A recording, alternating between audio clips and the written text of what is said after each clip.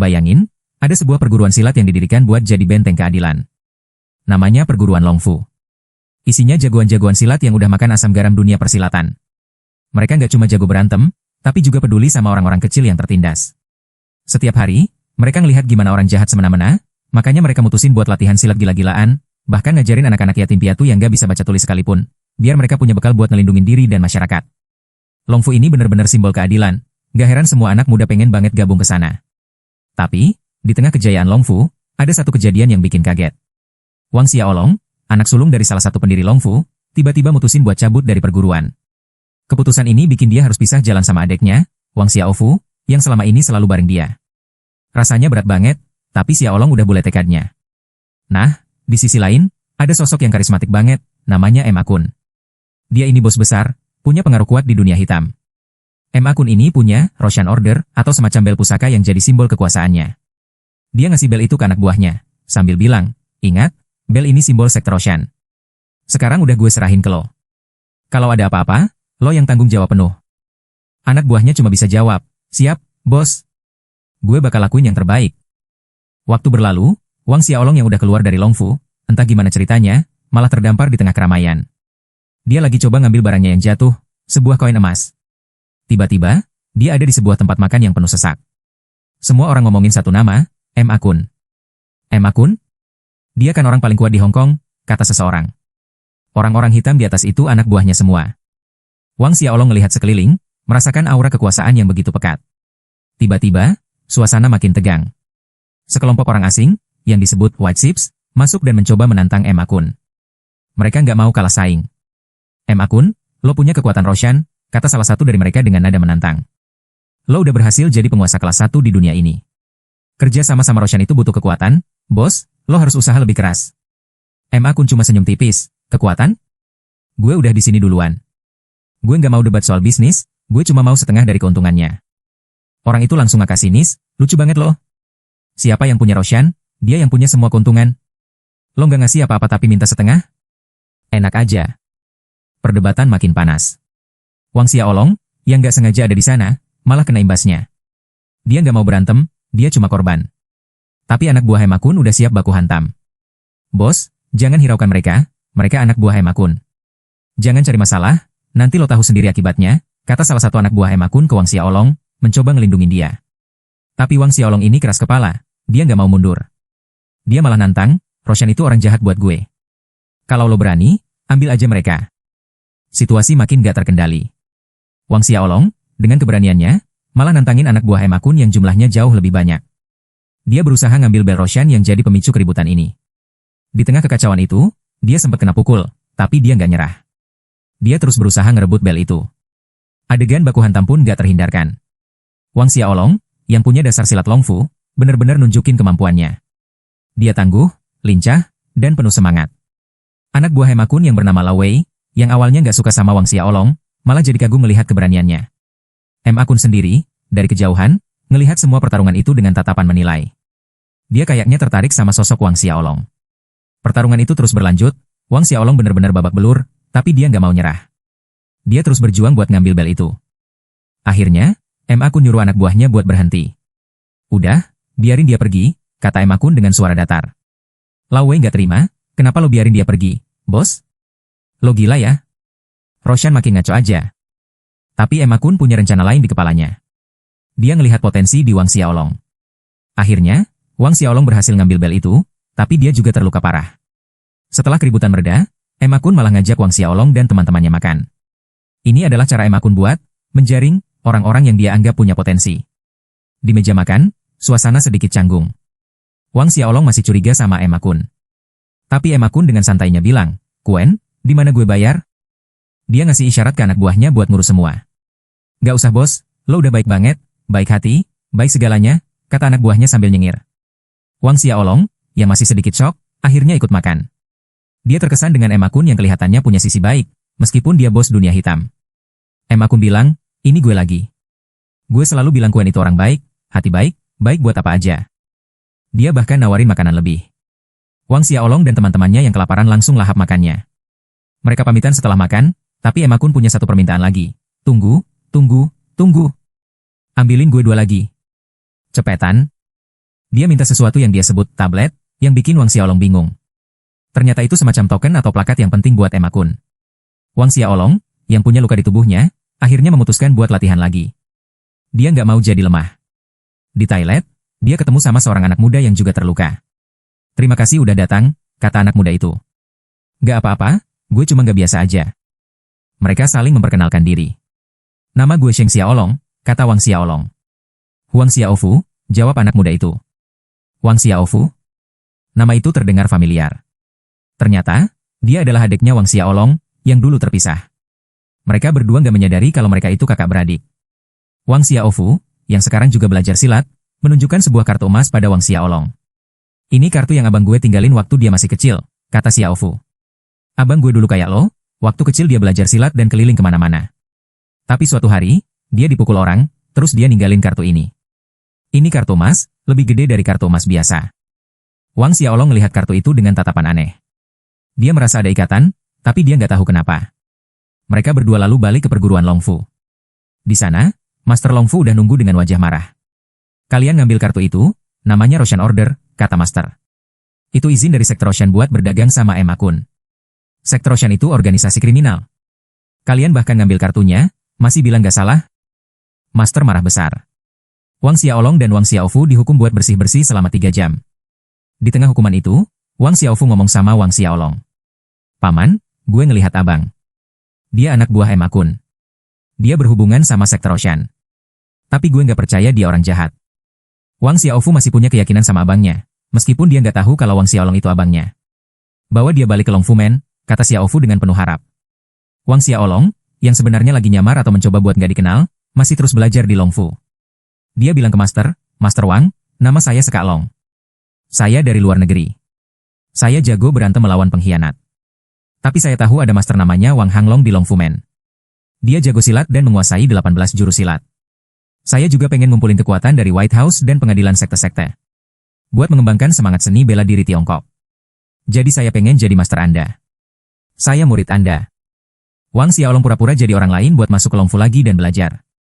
Master Longfu awalnya ragu, tapi Wang Xiaolong gak nyerah. Dia terus memohon. "Saya nggak akan nyerah," katanya. Akhirnya Master setuju buat ngelatih dia.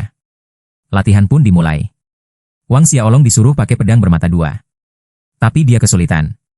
"Lo jago berantem, ajarin gue," katanya. Master cuma bilang, "Nggak bagus. Bangun." Latihan pun dimulai dengan keras. Wang Xiaolong terus berusaha, tapi dia sering jatuh. "Gue lupa bilang, gue iblis," kata Master sambil tersenyum tipis, menunjukkan betapa keras latihannya. Wang Xiaolong terus berlatih, dia menunjukkan semangat yang luar biasa. Master memuji ketekunannya. "Langkah kaki lo bagus," kata Master. Tapi Wang Xiaolong masih bertanya-tanya soal bel yang dia ambil. "Gimana lo bisa ngambil bel itu?" tanya Master. Wang Xiaolong bingung, "Apa? Gue nggak ngerti apa yang lo bilang." Master mengulang pertanyaannya, "Gue bilang bel lo." Wang Xiaolong menjelaskan, "Gue ngambil bel itu waktu gue dirampok di pengadilan sekte. Tapi orang itu lebih parah. Dia mecahin kaki gue." Latihan terus berlanjut, Wang Xiaolong terus didorong sampai batas kemampuannya. Dia terluka, tapi dia nggak nyerah. Dia terus berusaha menguasai pedang bermata dua. Master melihat luka di kakinya dan bilang, "Luka lo nggak parah, lo harus balik dan latihan." Wang Xiaolong cuma bisa menghela napas. Suatu hari, Wang Xiaolong melihat ayahnya sedang duduk sendirian. Ayahnya menyalakan lilin, seolah-olah sedang mengenang sesuatu. "Lampu-lampu ini buat ayah lo," kata seseorang kepada Wang Xiaolong. "Maksud lo, gue nggak bisa ngelindungin lo? Seni bela diri gue nggak cukup?" Wang Xiaolong merasa tertantang. "Ayo," katanya. "Nggak, gue takut gue bakal mukul lo sampai mati," jawab ayahnya. "Gue sekarat. Gue nggak bisa bergantung pada diri gue sendiri. Gue nggak akan biarin apapun terjadi pada lo dan ayah lo. Lo nggak akan dalam bahaya." Wang Xiaolong teringat masa kecilnya. Ibunya pernah bilang, "Xiaolong, lo nggak boleh benci siapapun di keluarga. Gue pisah sama ayah lo bukan karena Xiaofu dan ibunya. Itu keputusan gue sendiri." Kenangan itu masih membekas. Dia teringat bagaimana ibunya meninggalkan mereka. Ibu nggak pernah muncul lagi, gumamnya dalam hati. Di masa lalu, Wang Xiaolong dan Wang Xiaofu adalah anak-anak yang polos. Mereka bermain bersama. Tapi ada satu kejadian yang bikin Wang Xiaofu diusir dari Longfu. "Abang, keluar dari sini," kata Xiaofu kecil. "Gue Xiaofu. Keluar. Lo nggak punya hak buat datang ke gue. Gue nggak mau ngelihat siapapun di Longfu Mung." Keluar. Keluar. Xiaofu kecil nangis, dia dipukuli sama anak-anak lain. Wang Xiaolong, yang gak tahu kalau itu adeknya, datang nolongin. Dia mukulin anak-anak itu. Jangan datang ke Long Fumong lagi, lo dengar gue, katanya. Wang Xiaolong kecil ngelihat Xiaofu kecil yang nangis. Cepat, Xiaofu. Gue mau beli, katanya. Xiaofu kecil ngasih sepatu ke Wang Xiaolong. Kalau enggak, lo bakal dimarahin ibu lo. Wang Xiaolong kecil cuma ketawa, gue nggak takut. Xiaofu kecil bertanya, kenapa lo nggak nanya kenapa gue berantem sama orang? Wang Xiaolong kecil menjawab, karena gue percaya Wang Xiaolong itu orang yang benar. Kalau bukan karena mereka, gue tahu lo nggak akan berantem sama orang. Mereka anak-anak hitam. Gue pengen berantem sama mereka buat ngelindungin mereka. Ayah Wang Xiaolong lalu ngasih liontin giok ke Xiaolong kecil. Lo punya liontin giok ini. Kemanapun lo pergi, lo adalah Long Fumong. Lo akan punya pencapaian besar di masa depan. Gue tahu lo anak Wang Fufu. Ingat, lo nggak boleh ngelakuin hal buruk. Akan ada banyak kesulitan dan kemunduran dalam hidup lo. Lo harus balik ke Long Fumong di masa depan. Jadi, kesulitan apapun yang lo hadapi, lo nggak boleh nyerah. Kata-kata itu selalu terngiang di benak Wang Xiaolong. Kembali ke masa sekarang, Wang Xiaolong masih di Long Fu, tapi jiwanya gelisah. Dia tahu dia nggak bisa lari dari takdirnya. Akun, yang dulu dia kira baik, ternyata punya rencana jahat. Gue nggak akan ninggalin tempat ini, katanya dalam hati. Gue nggak akan pernah balik ke Long Fumong. Dia merasa terikat pada Akun karena kejadian-kejadian yang sudah terjadi. Wang Xiaofu, yang sekarang sudah dewasa dan tahu kalau Wang Xiaolong itu abangnya, mencoba buat ngajak abangnya balik ke jalan yang benar. Abang, gue abang lo, katanya. Tapi Wang Xiaolong menolak. Gue tahu. Terus kenapa? Apa gue harus pegang lo rat-rat dengan mulut gue? Lo manggil gue abang dengan pegang gue rat-rat? Xiaolong merasa sakit hati. Gue dan Daba pengen lo balik ke Long Fumong. Jangan bantu Kun ngelakuin hal-hal buruk ini. Lo orang baik, gue orang jahat. Lo balik ke Long Fumong sama gue.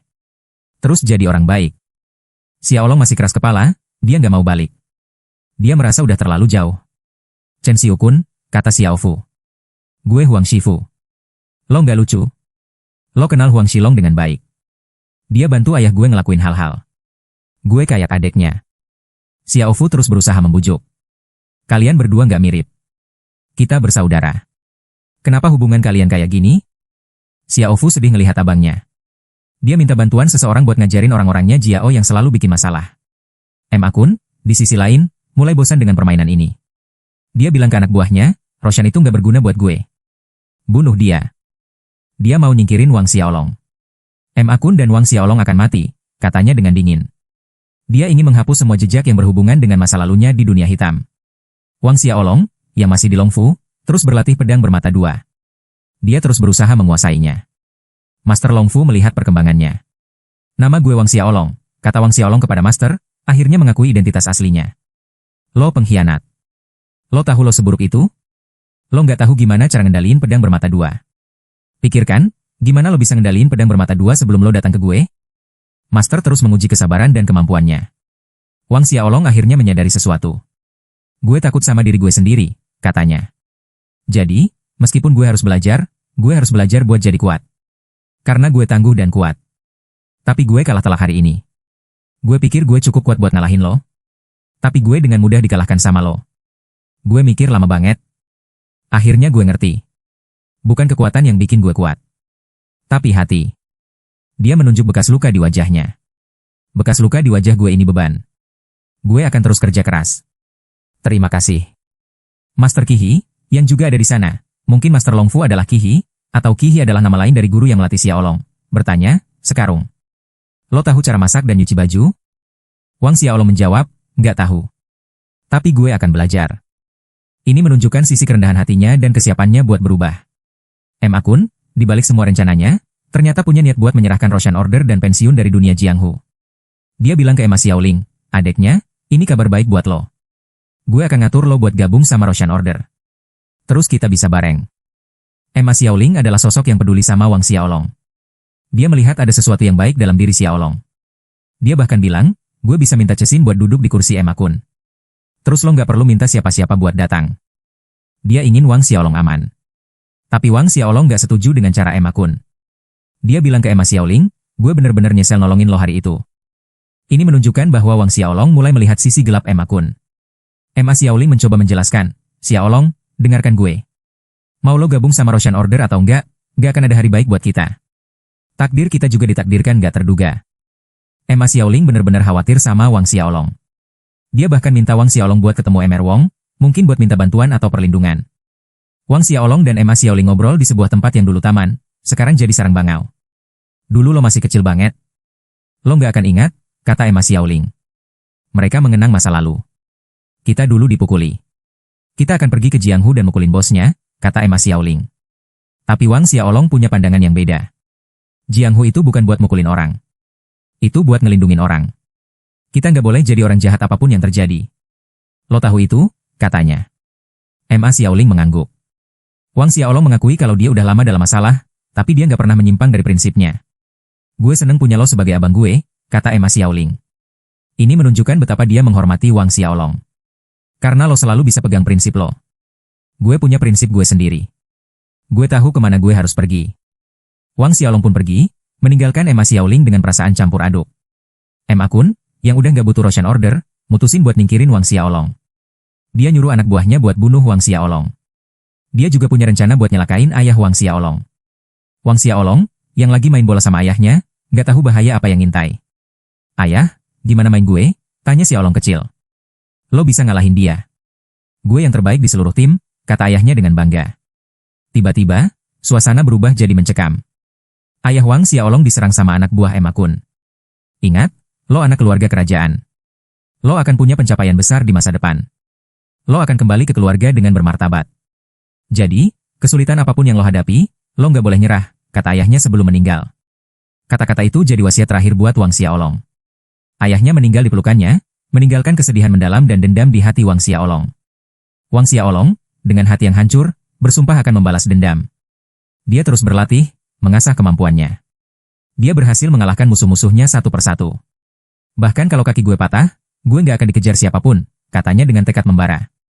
Dia ngalahin Lao Yao dan Kun Yao, dua jagoan Emma Kun. Tapi Emma Kun masih punya banyak anak buah. Wang Xiaolong tahu dia butuh bantuan. Teman-temannya terluka parah. Dia harus mencari Qihi, seorang master legendaris di Mount White, yang katanya bisa nyembuhin siapapun. Di mana Qihi? Tanya Wang Xiaolong. Di menara, jawab seseorang. Tapi nggak ada yang bisa masuk ke menara itu. Wang Xiaolong harus membawa kembali manik-manik Buddha yang tersebar. Wang Xiaolong pun berjuang keras mengumpulkan manik-manik Buddha itu. Dia naik ke menara, menantang semua rintangan. Ini adalah ujian terbesar dalam hidupnya. Setelah mengumpulkan semua manik-manik, Qihi muncul. Lo udah bawa teman-teman lo ke sini. Mereka pasti penting banget buat lo, kata Qihi.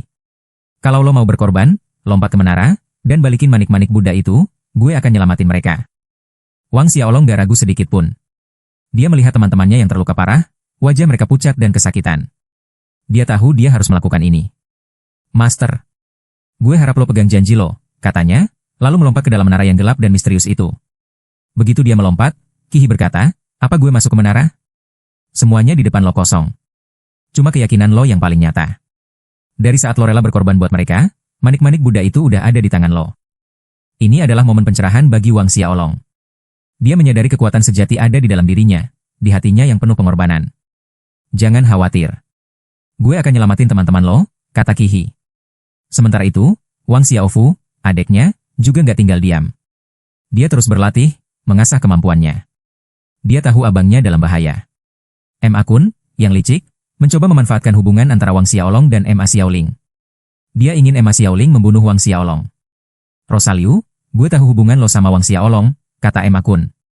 Gue pengen berantem sama orang sekuat itu. Lo selamatkan dia. Orang-orang ini harus ada di tangan gue. Emma Kun terus memprovokasi Emma Xiaoling. Setelah ini, lo akan baik-baik aja. Setelah ini, kekuatan batin lo akan meningkat. Gue akan ngelihat lo. Lo nggak bisa bergerak sekarang, dan lo nggak bisa ngomong apa-apa. Emma Kun mengikat Emma Xiaoling. Kita semua dibesarkan. Gak ada yang peduli sama perasaan kita. Semua yang gue lakuin buat lo hari ini, gue pengen lo peduli sama gue. Gue pengen lo jadi teman gue. Gue pengen lo jadi teman gue. Bahkan kalau gue nggak bisa bikin lo cinta sama gue, setidaknya gue bisa bikin lo benci sama gue. Emma Kun memberinya sebuah peluru. Peluru ini cuma bisa nyelamatin satu orang. Lo bisa nyelamatin Wang Xiaolong, atau diri lo sendiri. Ini adalah pilihan yang sulit buat Emma Xiaoling. Wang Xiaolong, dengan kekuatan baru yang dia dapatkan dari pengorbanan di menara, akhirnya siap menghadapi Emma Kun. Dia dan Wang Xiaofu, yang juga sudah sangat kuat, bersatu. Wang Xiaolong menguasai jurus Dianjiang Poison Dragon Ball dan Golden Bell Spell. Wang Xiaofu juga punya jurus-jurus hebat. Master Qi He memberikan mereka dua benda yang bisa membantu mereka melawan roh jahat, tapi kemenangan tetap ada di tangan mereka sendiri. Gue akan nunggu kalian di Dragon Valley, kata Qi He. Pertarungan terakhir pun pecah. Wang Xiaolong dan Wang Xiaofu berhadapan langsung dengan Emma Kun dan seluruh anak buahnya. Pertarungan itu berlangsung cepat dan intens. Jurus-jurus silat beradu, pukulan dan tendangan melayang di udara. Wang Xiaolong menggunakan Golden Bell Spell yang membuatnya kebal, sementara Wang Xiaofu dengan lincah menghindari serangan. Emma Kun, yang menguasai 18 Dragon Bell Spells, juga sangat tangguh. Di tengah pertarungan, Ma Xiaoling, yang akhirnya berhasil lepas dari ikatan, membuat keputusan yang paling sulit dalam hidupnya. Dia nggak bisa membiarkan Wang Xiaolong mati. Dia memilih untuk mengorbankan dirinya sendiri demi melindungi Wang Xiaolong. Sebuah peluru menembus tubuhnya. Wang Xiaolong, gue pengen sama lo, bisiknya sebelum dia jatuh tak sadarkan diri. Pengorbanannya ini memberikan kekuatan dan tekad yang lebih besar lagi bagi Wang Xiaolong. Wang Xiaolong, dengan amarah dan kesedihan yang membara, mengeluarkan semua kekuatannya. Dia bertarung dengan semangat yang luar biasa. Lo cuma bisa kabur sebentar, katanya kepada Emma Kun. Lo bisa jadi lebih kuat. Dia terus menyerang Emma Kun. Wang Xiaofu juga ikut membantu, mereka berdua bekerja sama dengan sempurna. The Black Bell Spell gak buruk, kata Emma Kun, mengakui kekuatan mereka. Tapi itu gak cukup. Akhirnya, setelah pertarungan yang sengit, Wang Xiaolong dan Wang Xiaofu berhasil mengalahkan Emma Kun. Keadilan pun ditegakkan. Dunia Jianghu kembali damai, setidaknya untuk sementara. Di akhir cerita, Wang Xiaolong dan Wang Xiaofu kembali ke Longfu. Mereka membawa kembali Dragon Bell Spell, simbol kekuasaan yang dulu dipegang Emma Kun. Abang udah balik, kata Wang Xiaofu dengan haru. Mereka berdua, kakak beradik yang dulu terpisah, kini bersatu kembali. Abang bilang Dragon Bonus harus dikirim sama kita berdua, kata Xiaofu. Mereka berdua, dengan senyum di wajah, siap mengemban tanggung jawab sebagai penerus Longfu, menjaga keadilan dan melindungi yang lemah, persis seperti yang diajarkan ayah mereka. Mereka akhirnya menyadari bahwa kekuatan sejati bukan hanya tentang jurus silat, tapi tentang hati, pengorbanan, dan persaudaraan.